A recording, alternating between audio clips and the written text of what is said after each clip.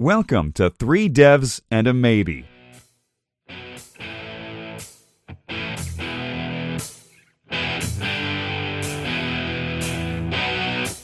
Now introducing your show hosts, Michael Budd, Fraser Hart, Lewis Gaines, and Ed Mann. Hello and welcome to another episode of Three Devs and a Maybe. My name's Ed Mann, and today we're very lucky to be joined yet again by Brian Moses. How you doing, Brian? Pretty good. How are you doing today? I'm very good, thank you. Very good indeed. I should say for you, good morning, because you've been very nice to. It's 9 o'clock in. I think you're based in Texas. Am I right? Yep. Yeah, I'm in Texas. That's it. Yeah. So 9 o'clock your time, 3 o'clock our time in the UK. So really, really happy for you to come on the show. It's such an early time, and we were just speaking off air actually, and you're saying that it's been almost a year that we last did a recording. So we've got plenty to talk about because you do a lot of work throughout the year on plenty of different things, a lot of your hobbies, and you're really, nice enough to blog about them. And you've got such interesting kind of insights into them. And, definitely there's been a couple of PC builds that I thought it'd be great to get you back on and we can discuss. Yeah. I'm looking forward to it. Awesome. So the first thing, actually, I wouldn't mind discussing, I think you released the blog post. I don't know when you did the build, but you released a blog post probably mid-December time. And this is your, was it the EconoNAS or the EconoNAS? Yeah. So this was the EconoNAS 2017. And how many years have you been doing the EconoNAS for? Geez, I don't know. Seems like forever, but probably 3 or 4. And what's kind of like the design goals behind this one? I think the name obviously gives it away, but if you go into a little more depth with that.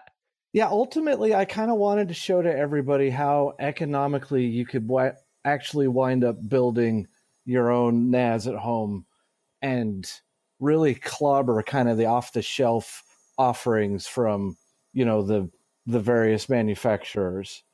Am I right to think so? Your DIY NAS typically is the one where definitely last year you push it to the extreme of what can be in a NAS, and then this one kind of tailors it back then to I think it's like $500 you try and get the budget at. I do try and hit $500, but I don't think I've ever actually hit it when you actually add the hard drives and everything in. It's kind of a goal, but it's not really a rule. I'd much rather spend 50, 60, or even $200 more to build something that's better than what you could do for 500. Oh, that's nice. And how happy are you with this build then? Like compared to previous years, did you find that you get progression each year, or has there been a build that you've been more kind of happy with? I'm happy with the build this year, but I was kind of disappointed in that it didn't really differentiate itself from the build that I had done the year before. PC parts prices just, I don't understand how it worked, but this year it just seemed like it wasn't all that much better than the one that I did the year before. And in fact, they were so comparable that I've just about made up my mind that I'm going to do an EconoNAS every other year just to stretch out the amount of time between builds so that, we actually do see some better progression from one generation of hardware to the next. Yeah, because I was going to say about that, it was really interesting reading the blog post. You kind of, mentioning that pretty much you're getting in a comparable spec, and like even it was the hard drives, in fact, that you were trying to push, to get a 3 terabyte one in there instead of 2. Yeah. And I was going to ask actually, because as you say, so year on year, like how hardware gets cheaper and stuff. Do you find that certain components you get, that get better value for your money, or do you find that it is then every other year that you're going to get better performance? Yeah, it seems like the yearly cycle that I'm on is probably a little too fast, especially if you're trying to be, budget focused, because you're never on a budget. You're never going to get the newest stuff or even, the last set of newest stuff. If you're on a budget, you're going to wind up getting whatever is, on closeout that its price has pretty much hit the bottom. And yeah, it seems like the year is not enough time to see a lot of progression in the hardware, especially the CPU and motherboard. Yeah, because I suppose it also depends on kind of the news about new CPUs and things like that, and like the progression there, and if they've stagnated a little bit. So how different then was the CPU that you picked last year to the year before? Almost identical. they were from a benchmarking standpoint, it was within 10 or 15%. There was a whole generation of CPUs. So the family of CPUs that it came from was newer, but the performance and the power consumption and everything of that CPU wound up being akin to the CPU that I used in the 2016 EconoNAS. Yeah, it's so interesting, isn't it? How do you try and contain this cost? Like what parts? Because I think this is interesting for people who want to build PCs and build servers and NASs and things, like deciding on where they can kind of, I wouldn't say skimp, but they get cheaper, components and things to, make sure that you spend a lot of money in certain areas. Well, which hardware components do you you look into in that regard? I usually wound up picking a CPU. Like in this particular case, a CPU from the current generation of CPUs around the bottom of his family, the slowest and most economical CPU. And I like to do that because if you pick a motherboard that goes along with that CPU, there's a whole cornucopia of faster CPUs that are out there that are either the option for the guy who doesn't want to build, the extremely economical NAS and doesn't mind spending, a few extra dollars on a CPU, or for the guy who says, I'm going to buy this cheap $50, $60 CPU today, and 18 months down the road, when the next wave of new CPUs come out, I'll be able to go buy the fastest CPU from this family and drop it right in and get a decent upgrade out of that. So yeah, the CPU is where I start. And then it kind of goes from there. Then I pick out the motherboard and I'm looking for, the support for the faster CPUs, the CPU that I've picked out, and primarily the number of onboard SATA connections. I was going to say that's definitely a plus there, isn't it, with when you're building a NAS? Yep. Have you ever had to look into adding SATA ports based on PCI Express, or do you prefer having them on the motherboard so it just keeps the build a little smaller? I definitely prefer having them on the motherboard for the exact same reason that I like buying the slowest CPU.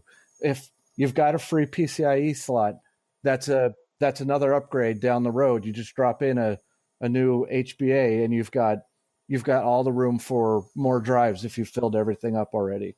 One of the things you did not skimp out on, but kind of you definitely got a cheaper alternative was the case itself. And you explained how kind of how brittle the case actually was. Yeah. Do you find that that kind of the cheaper you go with a case, it will be that way? You pretty much get what you pay for in a computer case. I've found. There's some really nice cases out there that aren't expensive, and there's some really expensive cases. And then there's what I used, and that was the cheapest case I could possibly find. And those cases tend to be, thin sheet metal, sharp edges. They're a health hazard. Yeah, exactly. What was the kind of drive behind that case choice? Is it size based on hard drive space, or kind of things of that ilk? Yeah. Basically, the number of drives that it could support was the driving force behind that case. It was really cheap, and it could fit a lot of drives for what I wound up paying. It seemed like it was a good bargain, and it wound up being a good bargain for the guy who won the EconoNAS, because he didn't have to put it together. He just had to get to him safely. That's as long as you get it to him safely. Exactly. You never have to open this up if you don't want. Yeah. You're never going to get any health and safety warnings. So one thing actually you did mention in the build, and this was one of those kind of oh dear moments, was issues booting the machine. So you built the machine and then you had some issues booting it. Would you mind maybe explaining for the audience kind of what was the issues there and how you had to overcome that? That's right. I had actually bought the prior generation CPU to save some money, and the motherboard or the other way around. The newer CPU wound up being cheaper, but the BIOS needed to be flashed to support that CPU. So I was stuck. Is that that is such a bad chicken and egg scenario, isn't it? Because how can you upgrade it without having a CPU that will actually support it? It's a pain. You can't. And let's say mad enough at the the motherboard manufacturer that I considered just returning the whole thing and starting over from scratch. And then I wound up publishing that later than I wanted it to be. So I just wound up going ahead and going back the CPU generation and picking something that was going to work right out of the box. Yeah, it really does kind of bamboozle you, doesn't it? You know, and like I'm guessing, like when you were buying it, you didn't know that the firmware kind of, they didn't have anything on there saying that, by the way, this firmware is only for this, and there's no way around it apart from, you know, having to do it yourself. Yep, and I'm sure there are motherboards from that family out there with the right firmware already on them. So I guess I empathize with the manufacturers. What they're saying was right, that it supports both those CPUs, but you kind of needed an asterisk there that said, I think that's it. Yeah. Only if you have this version of the firmware, and you need a working CPU to flash that firmware. Yeah, they don't put that on the description, do they? No. Well, they might have. I'm not remembering if they did that or not. And either it might have. I always assume I'm the weakest link in the chain. It's entirely possible that they put it, and I did not see that asterisk. I'm still blaming them, Brian. It's all right. We'll blame them. It's them. We'll do that. And one other thing, actually. So, you know, being a NAS build, hard drive space is the king. And actually, it was really interesting. And I'd never even thought of this before. But, you know, you picked out some white label hard drives. And I'm just wondering, for the audience and for myself, actually, could you mind explaining kind of like what a white label hard drive is and kind of your experience with them, if you've ever used them before? And I'll do my best, but I've never bought a white label hard drive before the EconoNAS. So this was a new territory for me as well. I wound up finding them on Amazon. They were a few dollars cheaper per drive than all of the other 3 terabyte hard drives. And essentially what the white label hard drive is hard drives that were not intended for resale to consumers directly. So like a white label hard drive would get sold to, say, a computer manufacturer who's buying hundreds of hard drives, or maybe to somebody like Backblaze, who's a cloud storage provider, and they're buying, you know, hard drives in hundreds and hundreds at a time. And I guess in some cases, either, you know, some of these wind up hitting the primary consumer market through, you know, buying and reselling, or I don't know how they wind up getting to us. But essentially what you do is you pay for a hard drive, and you're not really going to know who the manufacturer is going to be on that hard drive. It's a little bit of luck. It's kind of a lottery. It's exactly the kind of gamble that you need to take to build. Well, you don't need to take, but it's a gamble that could pay off well for an economical NAS build. It allowed me to save, I can't remember exactly how much, but across those 5 drives, it probably wound up saving around $50, which is 10% of my $500 goal. No, definitely. I mean, that's a win right there. And it was interesting because you did actually like look into the firmware and stuff to see what the drives were. So you can kind of work out once you've got them. Yeah. But I suppose it's interesting because one of the things you worry about with hard drives is the kind of manufacture process and which drives you get. So if you get one that's on a dodgy batch, you know, that if you've got them in, you know, you can kind of look for the serials and see, hang on, these were produced in the same batch. Maybe if one of them has a problem, the other one will too. Yeah. How much do you kind of, you know, I guess you really do hope that you have got many different batches. So then there's, you know, that kind of your odds get increased. Yeah. Well, in the grand scheme of things, what you would prefer is, numerous different manufacturers and numerous different batches inside there, so you don't have that repetition of hard drives coming out of the same batch. But that's expensive. I mean, that takes time, or you have to buy, you know, where you know exactly what it is that you're going to get, and it's difficult to do on a budget. And you don't really get that through Amazon, do you? You can't pick a cereal. It's like, I don't really want the cereals. You know, there's a sequential serial number ones of these, please. Could you give me a couple of different batches? Yeah, that would be nice if they had that option. So you would recommend then actually having, say, you know, every drive you have in that machine is obviously a different batch, but actually a different manufacturer as well? Or do you like to keep them always the same manufacturer, but just different batches? I am not very loyal to any particular hard drive manufacturers. Over the years that I've been building PCs, I've bought hard drives from bad batches from every manufacturer.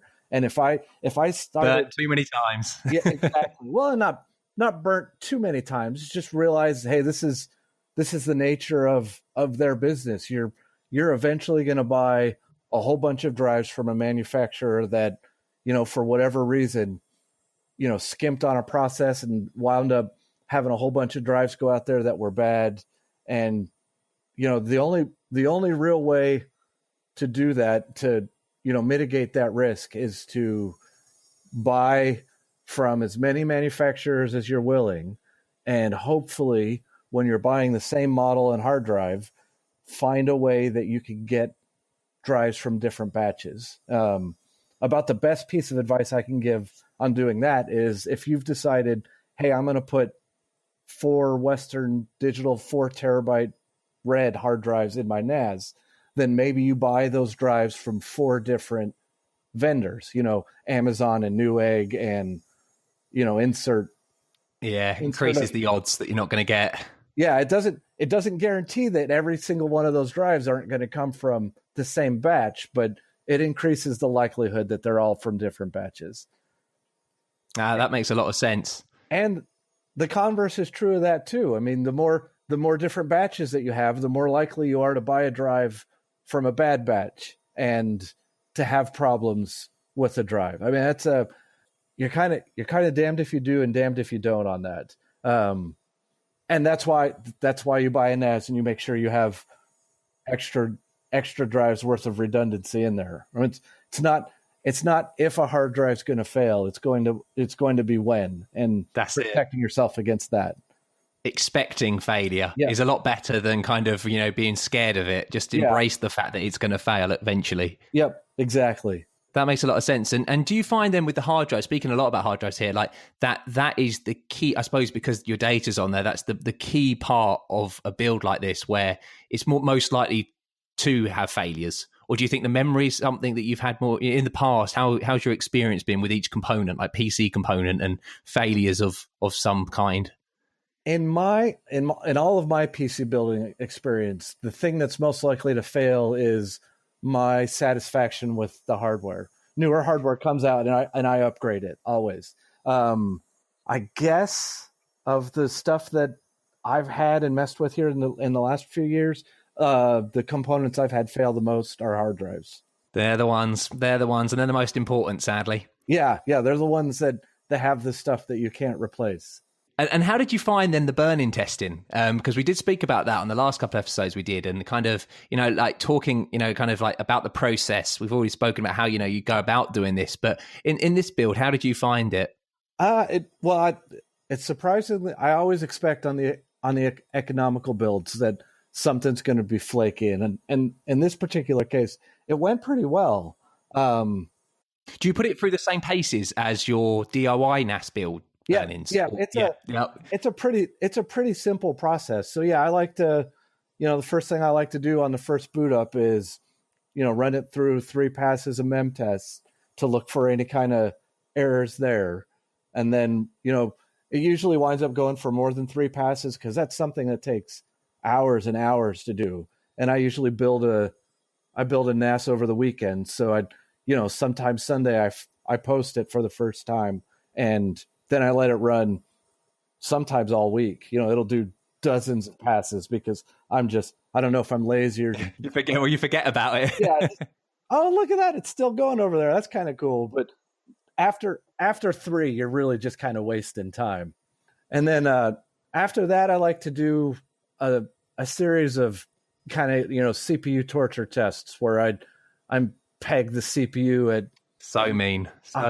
Yeah, it's not very nice, and I do it for incrementally longer and longer times until I get to about 15 or 20 minutes, and then I feel pretty sure that the CPU, motherboard, and RAM are all pretty good.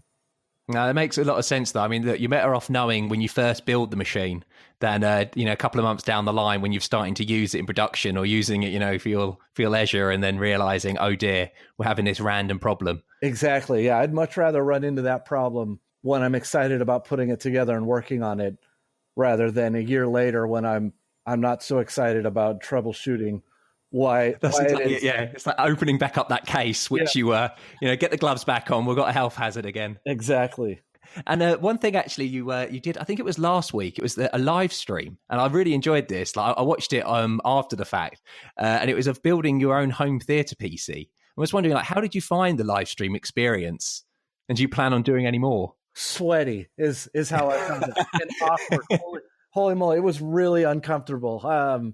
You were fine though. I thought it was great. I thought it went well, but if you had put your hand up the back of my shirt, you would have found a lot of moisture. It went really well. I was terrified when I posted the machine, and it wouldn't come up. Oh. Staring at it, and it wound up being, getting the right cable for the monitor. But that was I was thinking, this is about the worst case scenario. Everything goes well, and you turn it on, and the CPU's bad, or you've had enough problems with something else.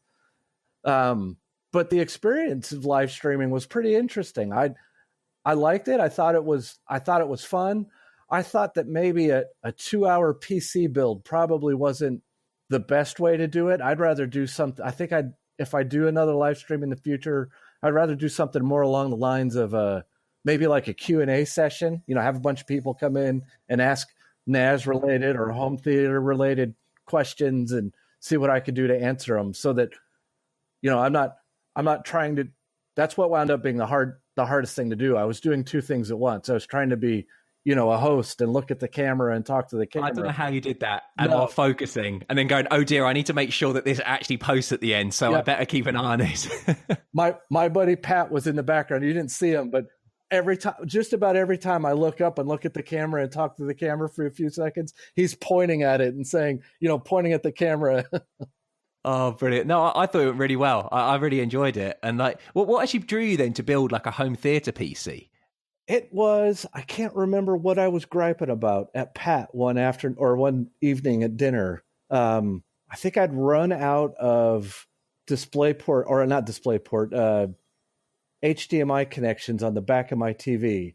And I was kind of griping about how I had, about 3 devices that all seemed like they should be consolidated into one. I have my Chromecast, my Fire TV, and my Steam Link box. Each of them using up an HDMI port, and each of them kind of all doing the same thing. And yeah, just got a different twist to each one of them a little bit. Yeah, and each of them I thought would be able to be consolidated down into a single device, like a home theater PC. And then there's a lot of overlap there with folks who are building NAS machines. I mean, a large number of those people who need a ton of storage are way into their own digital media. Definitely. It seemed like a good, I've talked about it plenty on my NAS build, saying, I'd rather have a separate home theater PC from my NAS, so that, they were 2 different pieces of hardware. And I figured I should, kind of put my money where my mouth is and build that home theater PC. Absolutely. Well, it was a really interesting build to watch, and it would be interesting to kind of maybe go into some of the specifics of kind of what you decided on. Like in particular, kind of, your choice now of going with AMD over an Intel.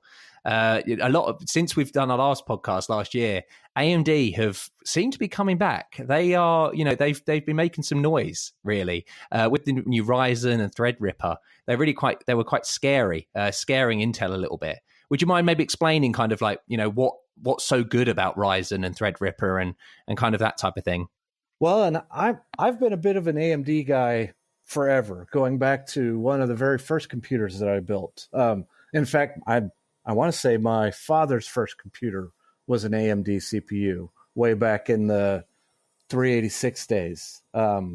I've always been tempted by AMD's price to performance ratio. It's always been very competitive compared to Intel's. And that is, it's always nice going against Intel, isn't it? It's always a little bit nice. it's kind of be nice. It's kind of fun to be the black sheep, I guess.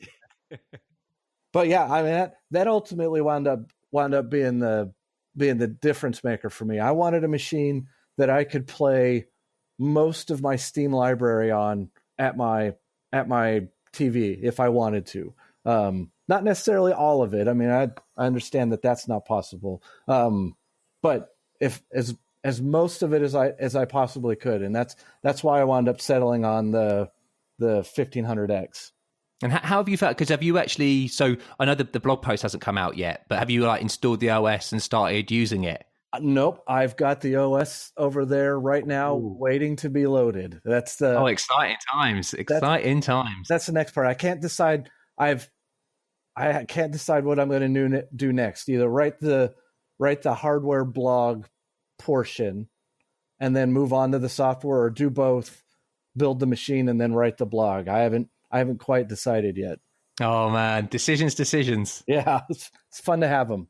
So with the Ryzen then, and because it's now Ryzen versus Coffee Lake, so you've got the AMD Ryzen series, and then you've got the Intel Coffee Lake, which is their new kind of flagship successor to the Kaby Lake series. Yep. And I'm just wondering, kind of like what, and also then you've got Threadripper, and i9s. Would you mind explaining a little bit what a Threadripper is and what i9s are, and kind of what's going on in that space? I don't know that I've actually dug into the newer CPUs to understand all of the differences, but really it's my understanding that the biggest difference between the Threadripper and i9, and then we'll call them little brothers, is thread counts, is core count. They can process more. They have more cores. With AMD, Threadripper came out, and it was just this, whoa, they've kind of completely, it's like when they had the 64-bit, it was like, oh, wow, you've done something completely different here. And then i9 came out, and that's the Threadripper and i9 are kind of their gaming kind of CPUs, I'm right in thinking, or the enthusiasts, I think. Well, I would think that they're their performance CPUs. I think you could probably debate whether they're better gaming CPUs because, a lot of games are dependent on processor speed and not necessarily the core count. So it's an interesting balance. But like, let's say you're editing video, or you're doing development work, or you're doing things that benefit from multi-threading, then the Threadripper and i9 CPUs are definitely going to be up your alley. I think that's one thing, isn't it? Single-threaded games and stuff. There's still that need for, one big core or something like that. And is that why you picked the Ryzen 5 then? Yeah, that's exactly why I did it. I opted for fewer cores, but perhaps for my budget, faster CPU. No, that makes a lot of sense. Obviously, building a home theater PC is different to building a NAS, and like the kind of considerations that you need to think of. Would you mind like maybe going into kind of the hardware decisions and why you went a certain way with things? Like graphics obviously is a bigger part in home theater PCs than there is in NAS. Yeah. I've never put a GPU in a NAS ever. I never will, unless I decide to build. If there was a guy out there who said, "Hey, I want a home theater PC to hold all of my movies," maybe I would tell him, well, hey, check out both my NAS and home theater PC blogs and find a way to work them to mash them together somehow. But you'd still recommend to have a split, like getting those two separate responsibilities and having it to be able to, upgrade at their own rates. Yeah, all things being equal, I think I would prefer to have it be split, but that's going to be expensive. So, I mean, you can't. You're duplicating the CPU and the motherboard and the case and the memory. And memory these days is ridiculously expensive compared to before. So yeah, if somebody was out there and he said to me, "Hey, I want to build a machine. I want to be able to watch all of my movies on my TV, and I want to have confidence that I can store my 12 terabytes of movie collection safely. But I've got this budget. I can't afford to build a separate NAS and home theater PC." I would tell that guy, well, build a home theater PC and stick as many hard drives in it as you possibly can and turn it into a NAS also. When it comes to building the NAS versus the home theater PC, I guess there are a few, hardware decisions that you need to make. Like the NAS probably doesn't need as much CPU as the home theater PC. And the home theater PC doesn't necessarily need as much or any storage compared to the NAS. But beyond that, there's not a whole lot of difference. I mean, beyond those two little things, there's not a whole lot of difference. Apart from, I suppose, form factor as well is another consideration. With like, having so much hard drive space, you want to make sure you can actually cater towards that. Exactly. And I was going to say, because you said so, memory is expensive. I'm going to bring up graphics cards are expensive, especially if you're going to go for a high-end graphics card at this time with the cryptocurrency boom. How did you find that? And, trying to find one that actually was a decent price for what you were actually getting? Well, I didn't think it was too terrible. I can't remember how much I spent on that. But yeah, the top of the line, and maybe that's what wound up being the difference. But I definitely didn't buy a top of the line video card, but the top of the line video cards are crazy expensive. But I did spend quite a lot on that GPU. Now that I look at that invoice, it was not as inexpensive as I thought I remembered. You went for, what was it, the MSI branded NVIDIA card, wasn't it? Yeah, the 1050 Ti. Yeah, it's the 1080s that are hot in demand. Yeah. So yeah, maybe the 1050, because it's kind of middle of the road. Perhaps the cryptocurrency mining guys don't care for it much, and if hopefully the price has not been inflated by the extra demand. I do feel sorry for gamers. I think, it's been, obviously this boom has really kind of just hit them hard because, they're building a gaming PC at this time still is a ridiculous price just for the graphics card because they're just so, in demand. Yeah, it is kind of crazy the way that's working out. Have you been interested in like the mining kind of scene and kind of looking at different? I mean, the YouTube videos of some of these mining rigs are just insane. I've heard people talk about it, and I've been excited to listen to people who are excited about it share their excitement. But I don't have any interest in cryptocurrencies at all. I mean, it's a really cool topic, but that's for another guy, I think. Thinking these builds and stuff, they're just, I mean, again, it's this is what I love about building PCs and like PC builds is, every PC build has a story, and, you can look at kind of a mining rig and kind of what the requirements are there. And you've just got these, racks and racks of graphics cards that are all, hooked up. Yep. And, it's a very different story to the, I want a NAS or I want a home theater PC, but, the components are all the same, but you just put them in different ways. It's great. It's interesting how you can take, your home computer and draw a Venn diagram of every use case scenario, and they overlap a ton and they don't overlap a ton. And that's really interesting. Yeah. Yeah, it's so cool. And so you mentioned that, you're picking, currently you're deciding on the operating system. Have you actually picked an operating system or a couple of operating systems that you're going to decide on, or what's your kind of thought process there for the home theater PC? I actually wound up deciding to spare all of my Linux friends' patience, and I'm just going to put Windows 10 on it and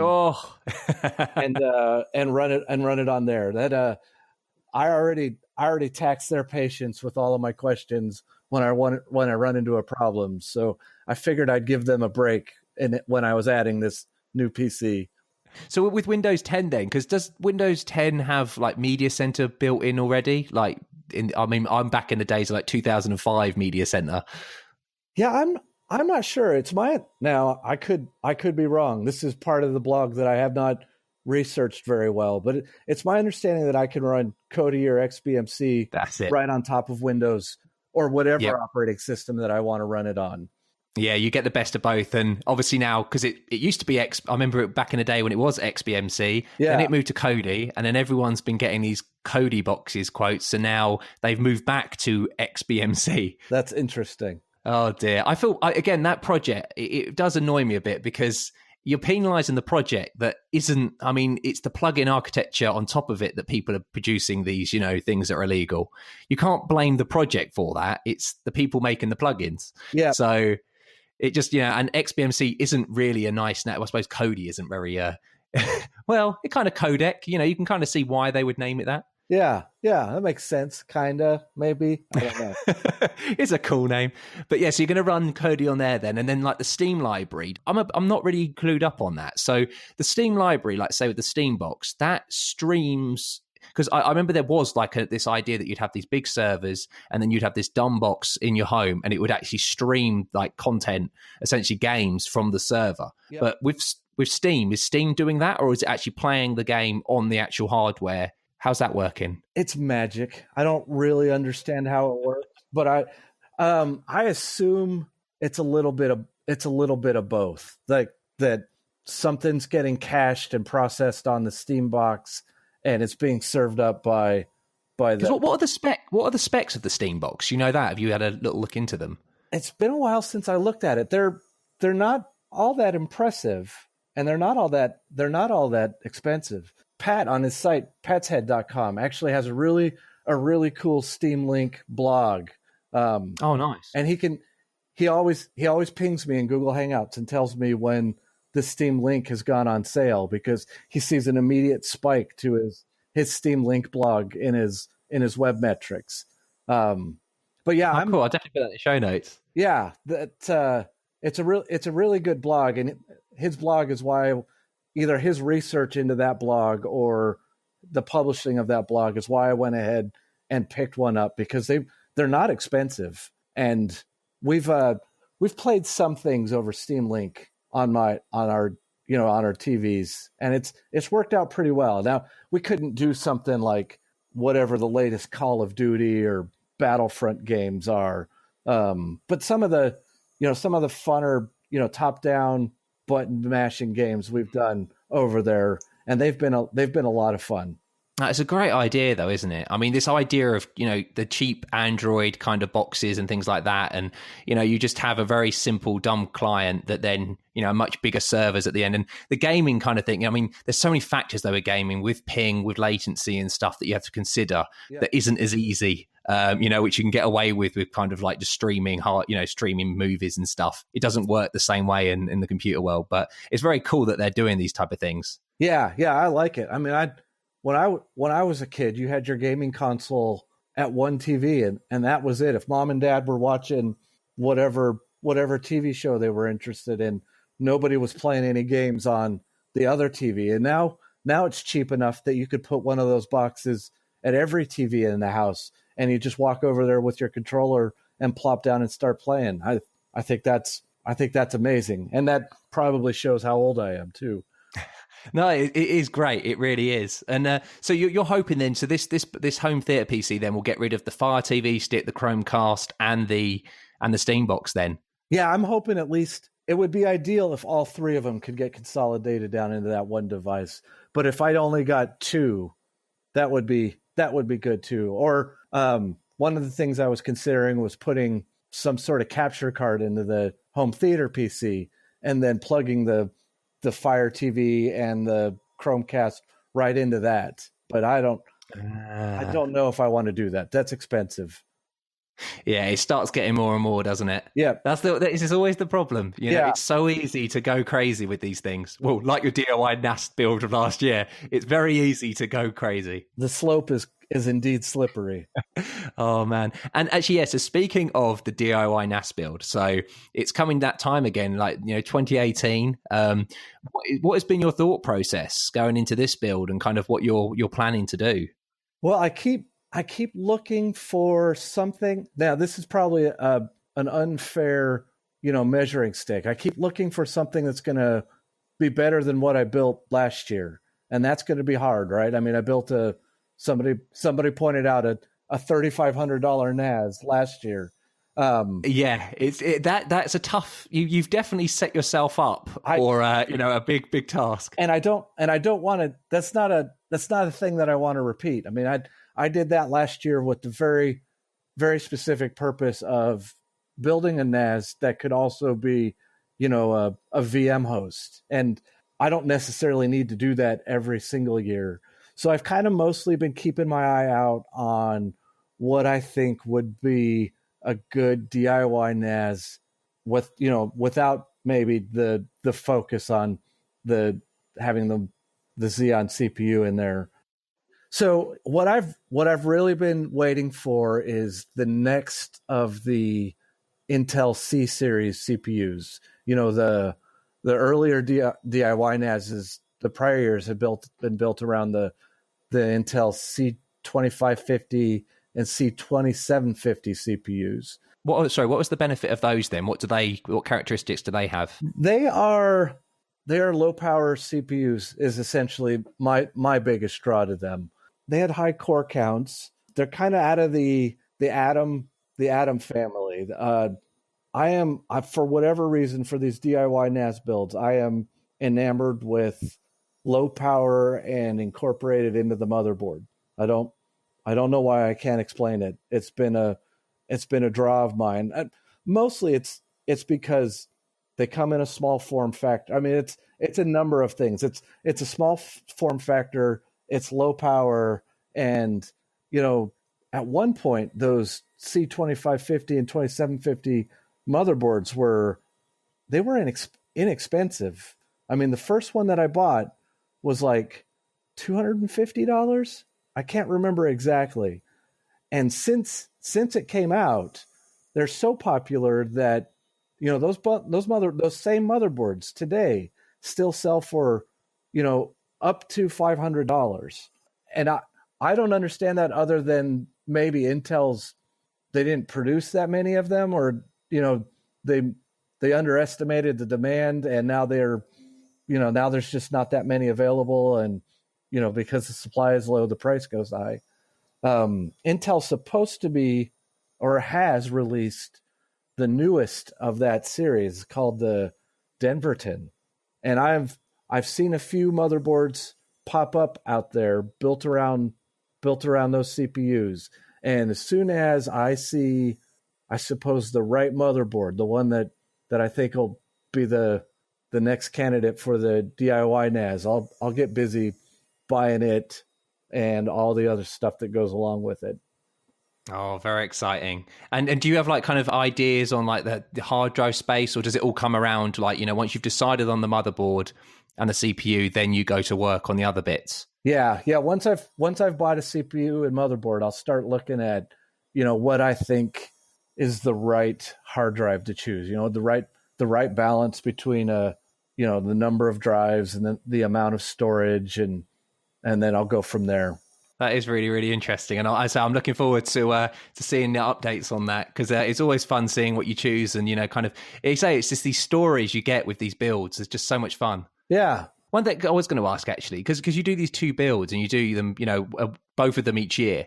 Which one do you prefer? Is there a preference on one, like the eco build or the DIY one? What do you enjoy most doing?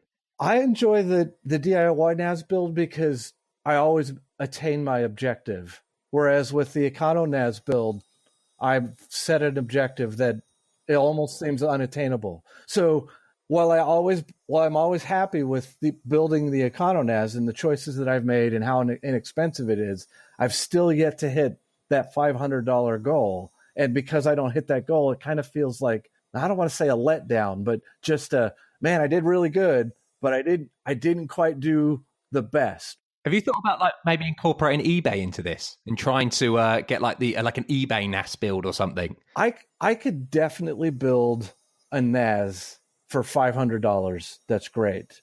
But what I can't do is allow other people to replicate that success, right? If I happen to find, a closeout on eBay of 4 hard drives for half the price that I normally would have paid, well, that's great for me. But the guy who's reading that blog, he can't turn around and repeat that. I want it to be pretty repeatable. I want you to be able to go and do it, or I want my neighbor across the street to say, "Hey, I built that NAS, and you're right, I did it for $500. That was pretty awesome." And there are ways to do it cheaply, but there aren't ways to do it cheaply that are easily reproducible. And I'd rather miss the mark and have it be reproducible. No, that makes a lot of sense. And like, I suppose in turn then, what one do you find harder to spec out? Because, there's like a decision, I suppose, with DIY where you've got no constraints, and then you've got all the constraints with an eco build. Yeah. they're equally difficult, but in different ways. Whereas with the DIY NAS, it's look at all these features that I got and how much it's costing me, and trying to make sure that that's both of those are reasonable, right? Yeah, I spent $3,500, but look at everything that this machine can do. As long as I can make that justification, I'm happy with the DIY NAS. Whereas it's the other way around on the EconoNAS, and that's look how few dollars I spent and compare it to how much stuff that box is able to do, and not being, I wind up being disappointed kind of in two ways. And number one, I missed my $500 goal again. And then number two, look at how many things that my other NAS build can do that this build just isn't going to be capable of. It doesn't have the same kind of look to it, does it, when you have that beast of the last one? Have you thought about maybe adding, because you're mentioning like the Intel C series, you thought about the AMDs at all? Or do you think like the price per performance and also the power consumption isn't right there? So I'm a big FreeNAS fan, and I like the other NAS related distributions, but I've not played with them a whole lot, and I've played with FreeNAS a ton. And one of the things that I understand, FreeNAS runs on top of FreeBSD. It's my understanding that driver support for the newer AMD CPUs is not a priority in FreeBSD. So while it might work, it's just not as comparable to their Intel competitors. So I would really enjoy, I think, building an AMD NAS, but then I would probably have to move away from doing FreeNAS, or I would just have to accept that, hey, there's a bunch of stuff that I'm not going to be able to do because the driver support isn't there yet, or may never be there. And actually, there's been interesting, because you mentioned FreeNAS there. Like, there was a lot of things last year around like FreeNAS 10 and FreeNAS 11. I'm just wondering, like, what's your experience been? Because I'm guessing you're using FreeNAS 11 now. I think I'm using FreeNAS 11. I adopt the new versions pretty slowly for exactly the kinds of things that went on with FreeNAS 10 and 11. It was from the outside. I don't participate in the community very much, but from the outside, it looked a little chaotic. Yeah, it was a little bit, wasn't it? Like Coral came out, and it was cancelled, and it's just a bit scary. You want? I agree with, especially with this type of thing where you want stability. You want to be conservative on what you update. Yeah, and now that you mentioned, I did upgrade to FreeNAS 11 I think I was probably an early adopter of FreeNAS 11, and that went great. That went smoothly. I've been real happy with it. I haven't done a whole lot with any of the new FreeBSD features that are incorporated into it, but from hey, my NAS was working and doing all the things that I needed it to do before, it's doing all of those same things. Yeah, right, those checkboxes. Yeah.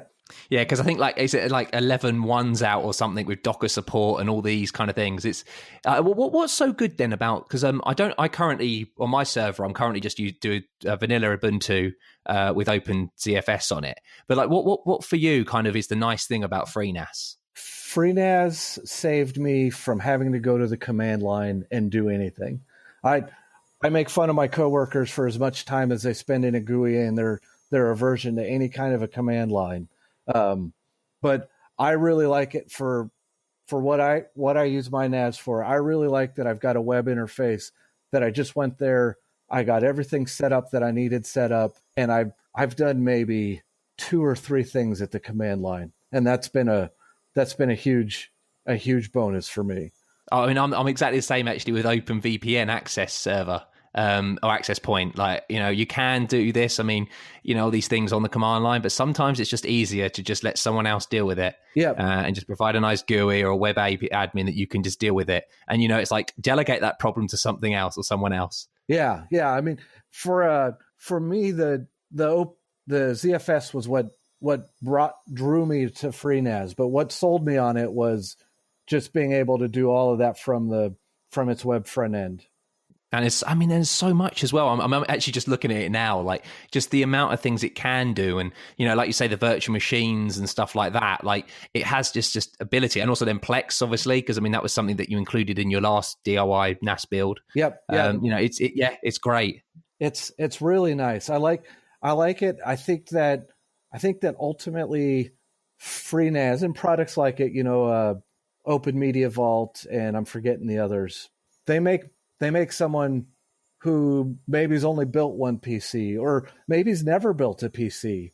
They enable that person to build their own NAS without having to frustrate themselves at the command line with things that they're not familiar with. Tons of configs and go through it like crazy. Yeah, and I think that's really powerful and exciting.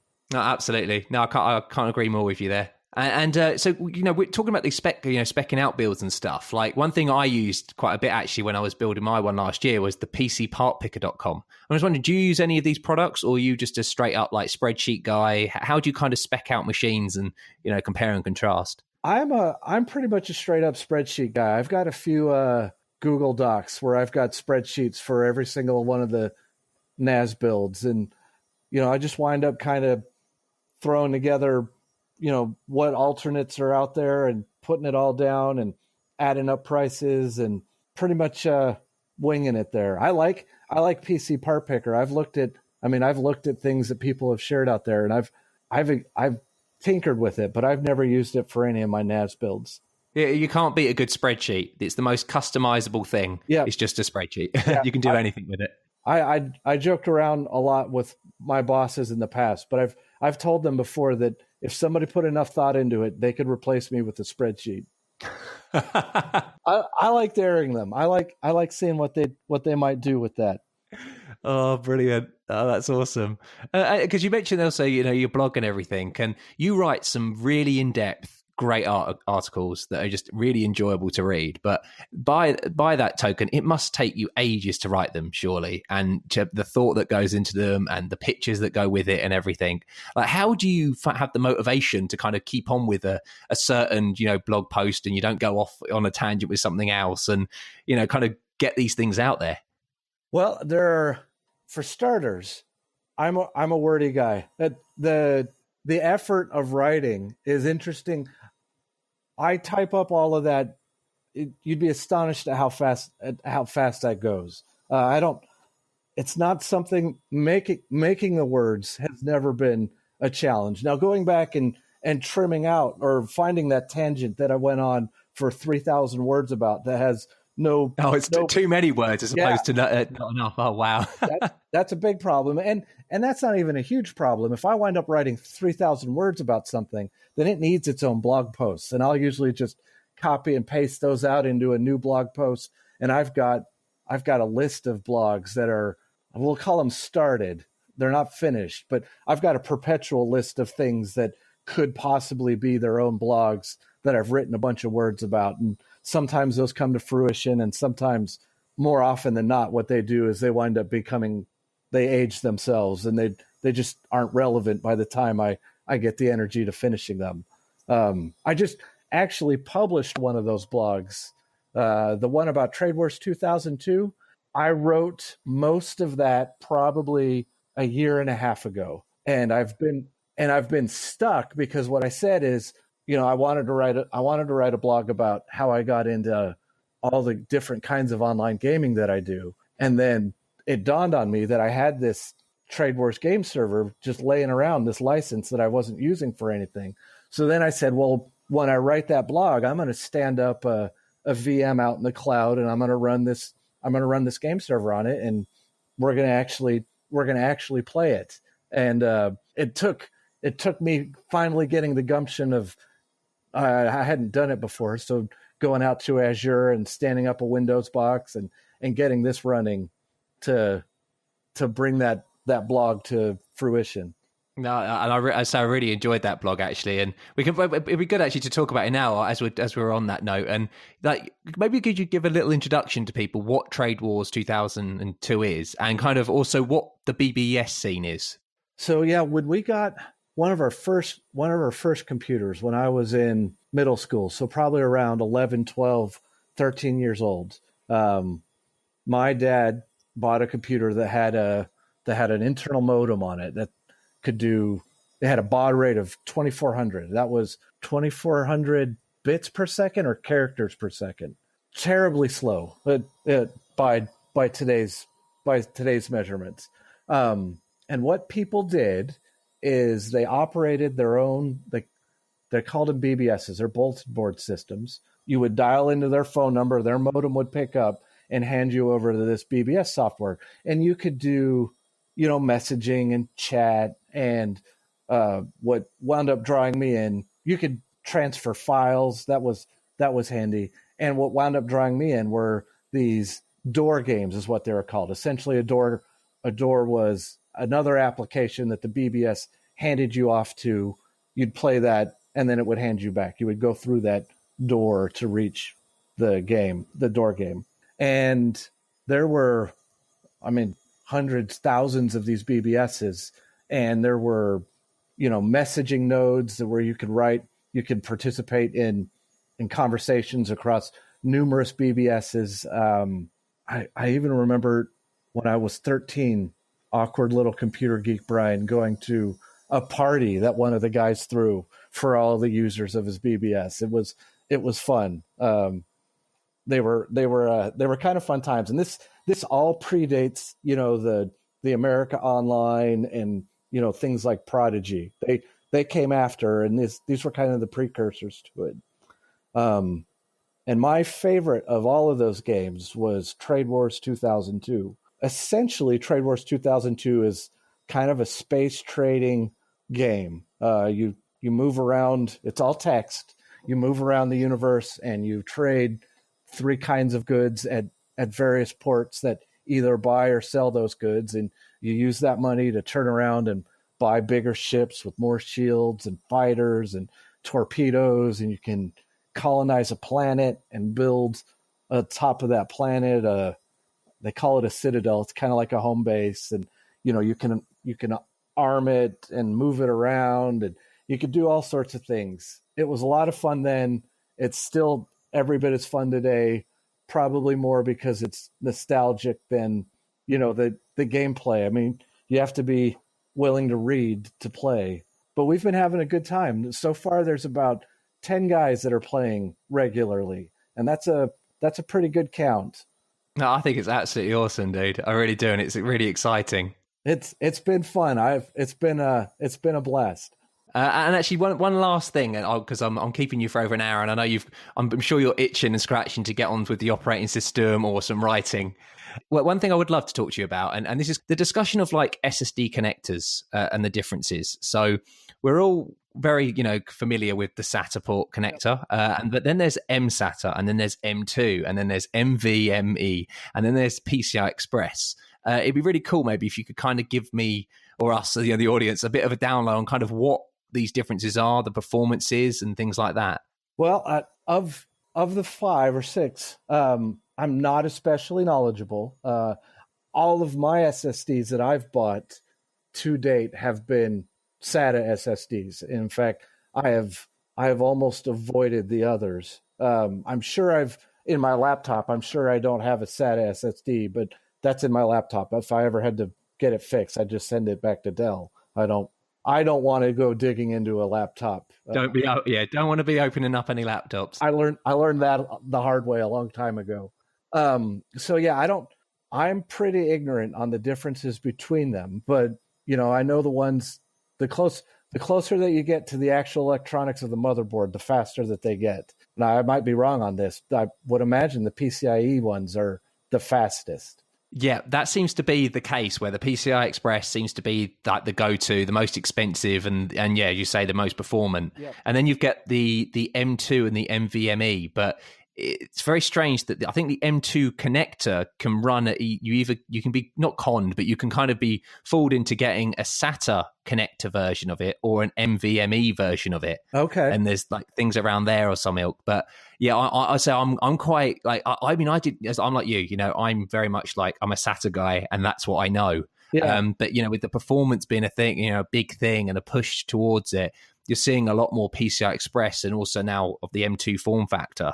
So it's quite interesting. And like, have you ever thought about maybe, I suppose with NAS builds, it's a bit different, but like maybe in say your, like gaming beat PCs and things like that, having like a much faster kind of PCI Express SSD connector? Yeah, that would probably be something that I thought about, that I might think about doing when it comes time to upgrade my main rig here that I do most of my gaming at, my my big computer. But right now he's just got like 3 or 4 SSDs in it, just traditional SATA SSDs. How are you running that then? Is that a RAID setup, or is that just kind of, they're on their own? It was, I had the operating system and everything that I cared about on a mirror for a while. And then I can't remember what failed. Either something broke on my computer, and I had to rebuild it. And I decided at that time just to go ahead and upgrade to a newer motherboard and CPU. And when I did that, I bought a 1 terabyte SSD. So right now I just have my 3 SSDs all uniquely assigned their own drive letters and being backed up. That's good. Have you ever thought about RAID 0 in it and going really scary? I thought about it, but I learned my lesson ages ago on this is one of my bad hard drive experiences. I bought 2 hard drives from a particular, and I don't even think they were in the same batch, or their serial numbers didn't even seem to indicate where they were. But I did RAID 0 across 2 drives, and one of those drives wound up being from a bad batch and failed on me, and I lost everything. Not a huge loss back then, but that's when I kind of swore off any kind of striping for the foreseeable future. Yeah, it seems, striping seems one of these things which is like great. It's like a win. You have 2 drives and you can just essentially share between them and take advantage of the fact that you can read to both and write from both and stuff. But yeah, once obviously that increases your chance of something breaking, and then the whole system being, because you're not just ruining the whole file system because one of them breaks. Yeah. It's not isolation at all. Yeah. But now that I've got a NAS here and I'm frequently backing up to it, maybe it would be far less catastrophic today than I was way back when I didn't have any kind of backup or anything and was really asking for trouble. If it's the only source of a file or something being stored, it's definitely not the place you want to be. But yeah, if you've got off-site backups or NAS backups and things like that, it may be worth a little investigation. Yeah, I'd be tempted to build a PC today where, maybe the operating system and your few favorite games were on a striped SSD pair, and then anything documents-wise you were, storing somewhere else and backing up somewhere else on top of that. I'd be tempted on that. That might be fun to live on the edge and beg for trouble again. Oh man! Well, on that note, Brian, I'll say thank you so much again for coming on the show. I really appreciate it. It's been great chatting to you about all this stuff and getting an update on all your your NAS builds. Thank you. I appreciate the time. Awesome. Well, audience, I say it's been another great episode, and we will speak to you again next week. Goodbye. You've been listening to 3 Devs and a Maybe. You can contact us at contact@3devsandamaybe.com or follow us on Twitter at 3 Devs and a Maybe.